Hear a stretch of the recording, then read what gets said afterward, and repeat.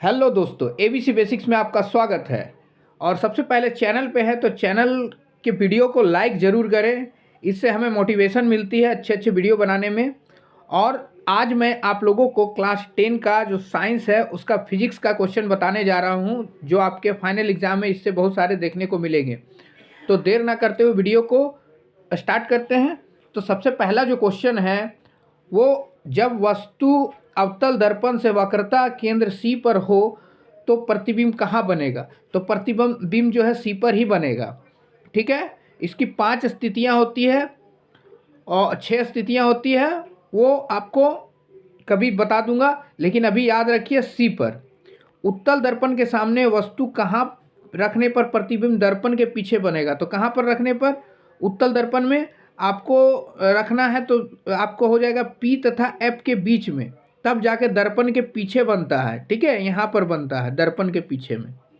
ठीक है, next next है क्वेश्चन, किस दर्पण द्वारा वस्तु का प्रतिबिंब हमेशा एवं आभासी एवं छोटा बनेगा? तो आभासी और छोटा उत्तल दर्पण का ही बनता है।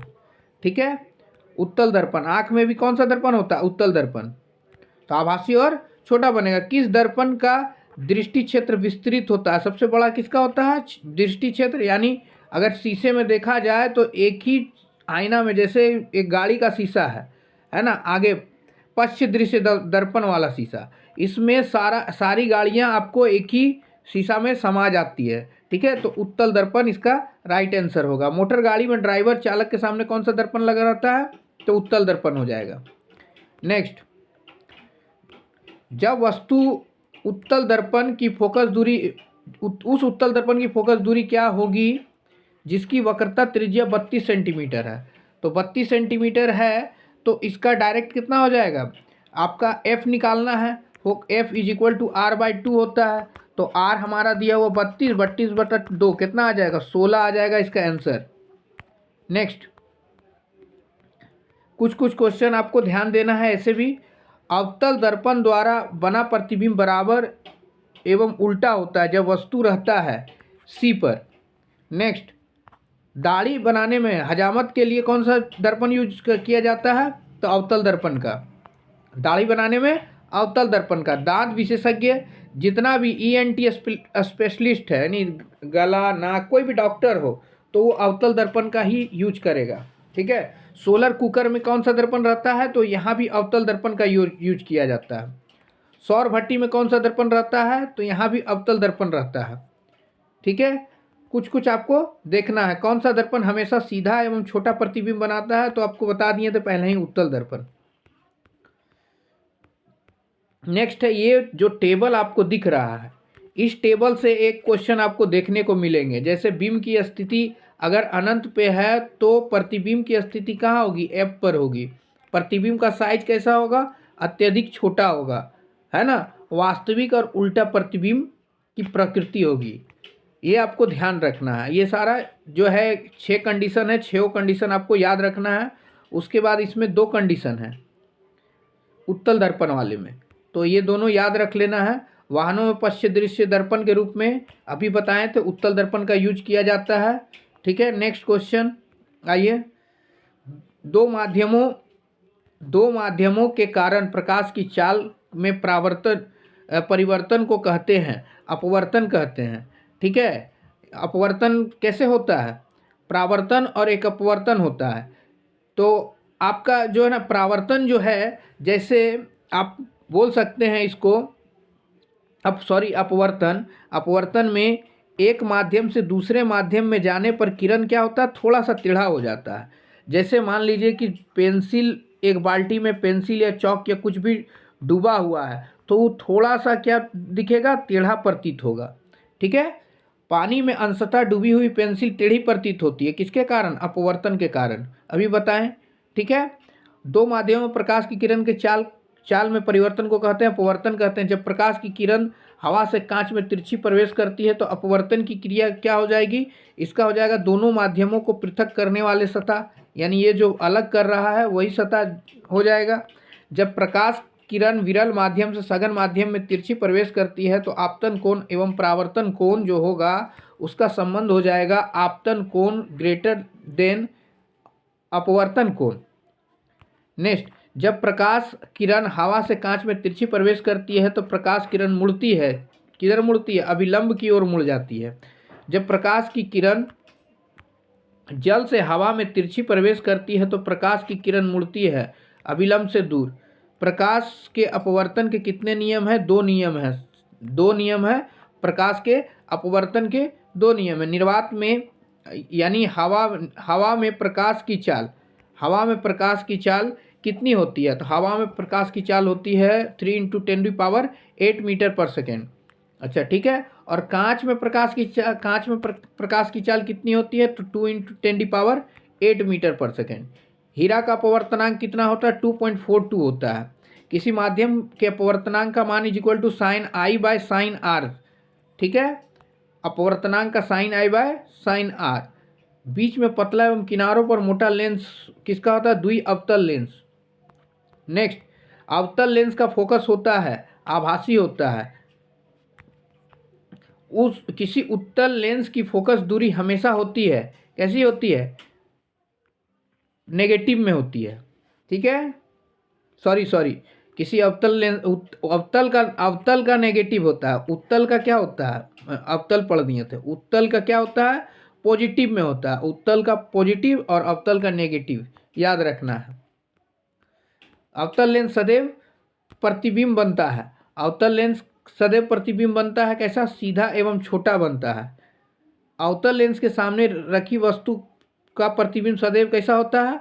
आभासी एवं सीधा और छोटा होता है। ठीक है। गोलीय लेंस का सूत्र क्या होता है? गोलीय लेंस का सूत्र 1/v - 1/e = 1/f होता है। किसी लेंस की क्षमता p और उसकी फोकस दूरी f में क्या संबंध होता है? तो इसका हो जाता है p = 1/f। लेंस की क्षमता का मात्रक क्या होता है? लेंस की क्षमता, ये सारा इंपॉर्टेंट क्वेश्चन है। ठीक है, और सारा शर्मा बुक से दिया हुआ है इंपॉर्टेंट क्वेश्चन। डायऑप्टर होता है लेंस की क्षमता का मात्रक। उत्तल लेंस की क्षमता क्या होती है? उत्तल लेंस की क्षमता अभी बताएं तो धनात्मक में होता है, प्लस में। नेक्स्ट, एक उत्तल लेंस की फोकस दूरी 20 सेंटीमीटर है। ठीक है, तो लेंस की क्षमता क्या होगी? लेंस की पावर = क्या हो जाएगा? 1/f हो जाएगा। 1/f का फॉर्मूला 1/20, तो 1/20 तो आ जाएगा कितना? डिवाइड कीजिए 1/20, तो आपका कितना हो जाएगा? +5 में आ जाएगा, +5d। यानी 1 मीटर है तो 100 सेंटीमीटर इसको कर दीजिए।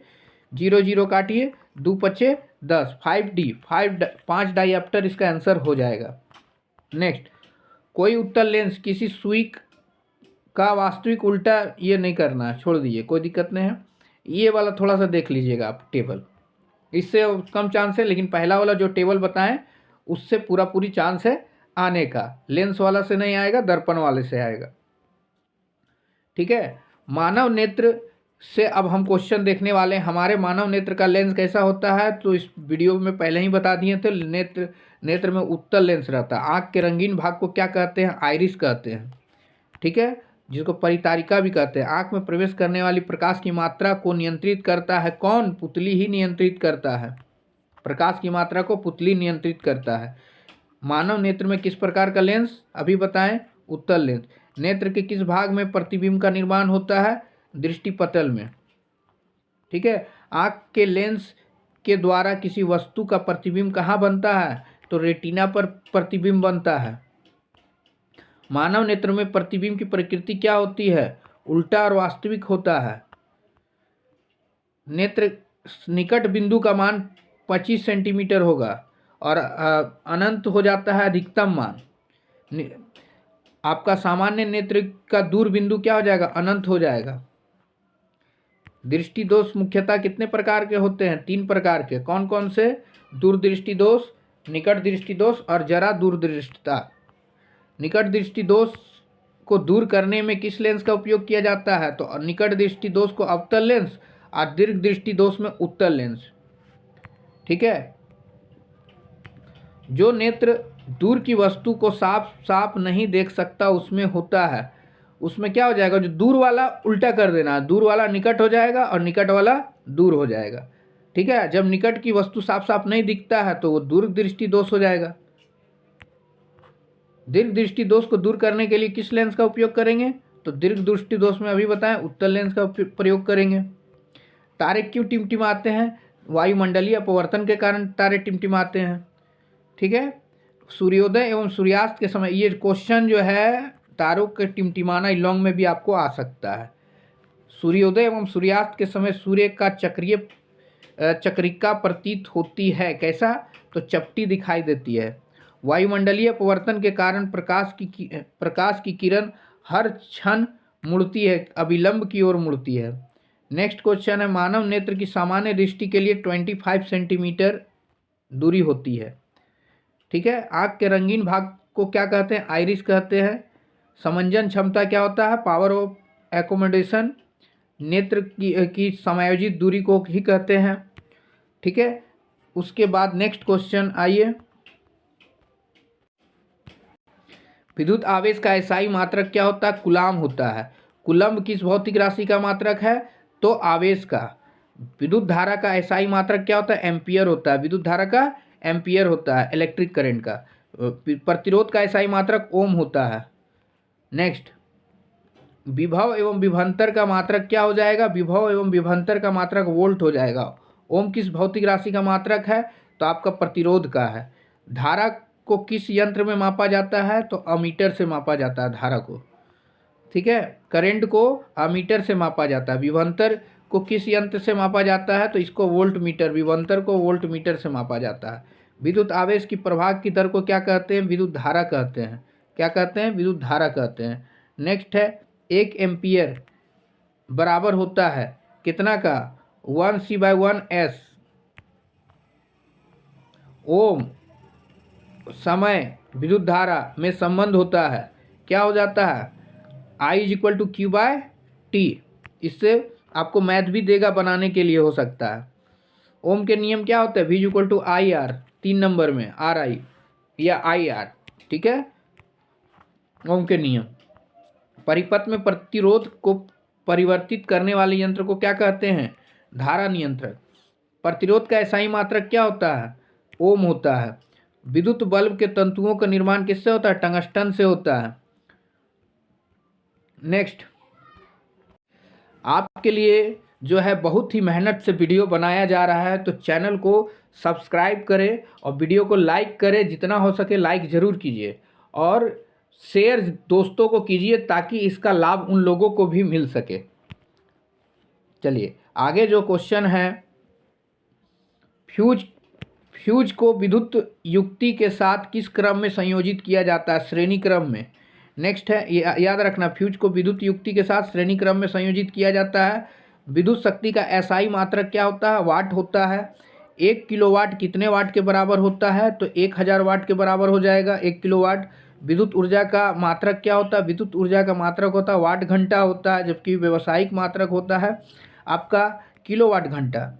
ठीक है, किलोवाट घंटा कितने जूल के बराबर होता है? तो 3.6 into 10⁻6 joule. 3.6 into 10⁻6 joule.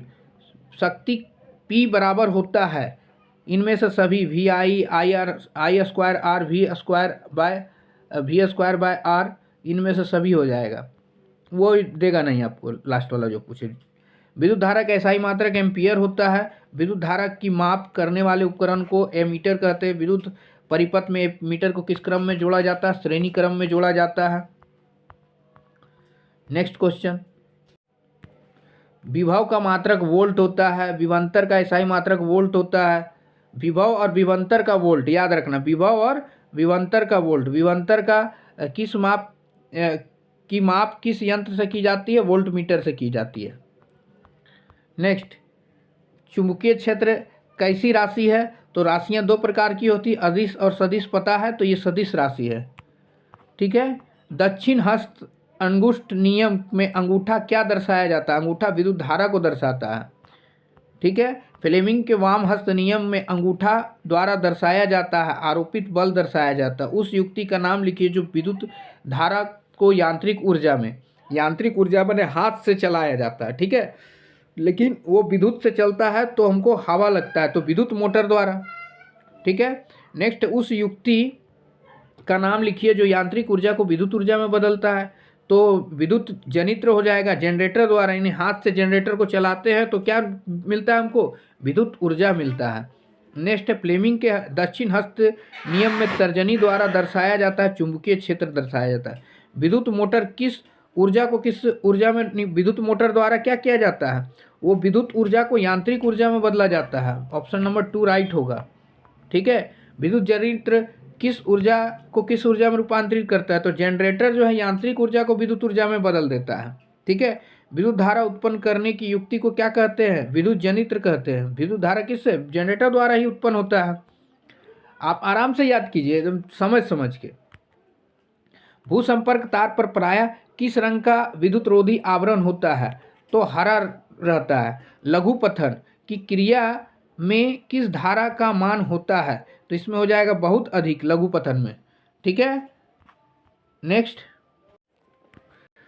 Bharat में आपूर्ति होने वाली प्रतिवर्ती धारा की आवृत्ति क्या होती है, 50 हर्ट्ज होता है। हमारे देश में देश की विद्युत आपूर्ति का विभवांतर क्या होता है, 220 वोल्ट। घरों में प्रयोग होने वाले उपकरण मेंस में किस प्रकार जोड़ा जाता है, समांतर क्रम में। और फ्यूज तार को विद्युत परिपथ में किस क्रम में जोड़ा जाता है, श्रेणी क्रम में। अब आपको करना क्या है, सुन लीजिए, वीडियो को 2 बार आराम से, कितना बार, 2 बार देखिए और सुनिए इसको। ठीक है, इससे क्या होगा, आपको यहीं पर सारा याद हो जाएगा, लगभग याद हो जाएगा। और इससे बाहर मैं गारंटी देता हूँ कि नहीं जाने वाला फिजिक्स में। आगे मैं केमिस्ट्री का बनाऊंगा और बायो का भी बना दे रहा हूँ। ठीक है, बाकी सब्जेक्टिव भी मैं डाल दे रहा हूँ। इससे क्या होगा, आप सारा क्वेश्चन आंसर साइंस का हो जाएगा। तो वीडियो को लाइक करें, सब्सक्राइब करें और आप दोस्तों को भी शेयर करें। धन्यवाद।